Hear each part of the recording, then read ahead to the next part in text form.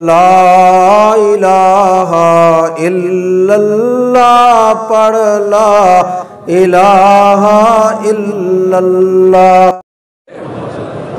وقت ضائع نہ کرو جتنے دن اللہ نے مکے میں رکھا ہے۔ اب ایک درود پڑھو اور 1,00,000 لکھا جائے، ایسی منڈی پھر آپ کو کہیں ملے گی؟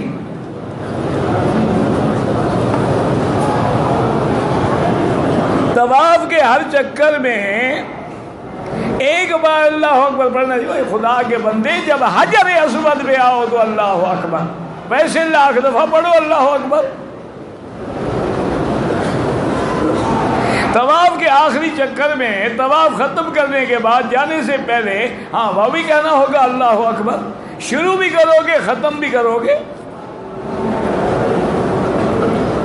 حاجیوں کے لیے عید کی نماز پڑھنا ضروری ہے، مسافر ہیں ان کے لیے عید کی نماز واجب نہیں ہے، لیکن اگر آ جائیں اور نماز ہو رہی ہے تو پھر پڑھیں، پھر کیوں نہ پڑھیں؟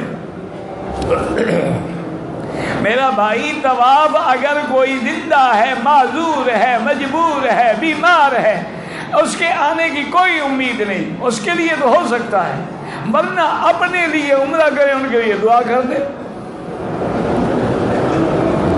ہمارے امام صاحب جو ہیں وہ بریلوی ہیں، ان کے پیچھے نماز ہو۔ میرا بھائی ہر بریلوی تو بدی نہیں ہوتا نا، بریلوی تو ایک جگہ کا نام ہے، جیسے دیوبند ایک جگہ کا نام ہے دیوبندی، تو ہر دیوبندی تو کوئی پکا مسلمان نہیں ہوتا، ان کے اندر بھی کئی لوگ ہوتے ہیں۔